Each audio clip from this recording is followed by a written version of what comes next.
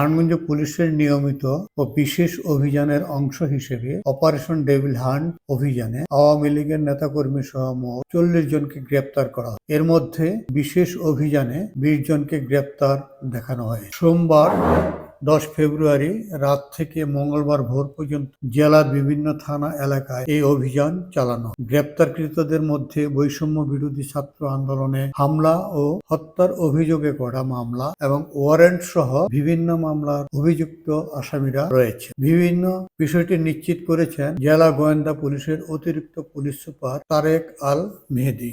তারেক আল মেহেদী জানান, operation David hunt অভিযানে জেলার বিভিন্ন থানা এলাকা থেকে 20 জনকে গ্রেপ্তার করা হয়েছে।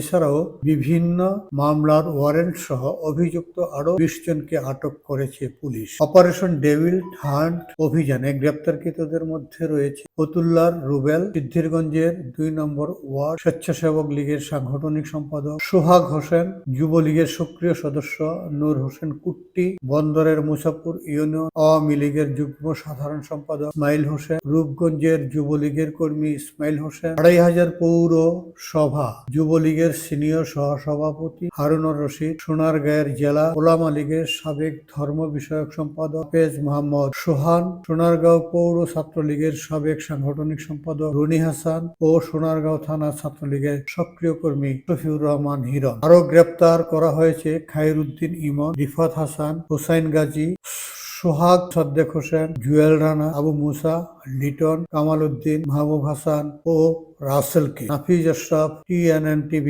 24।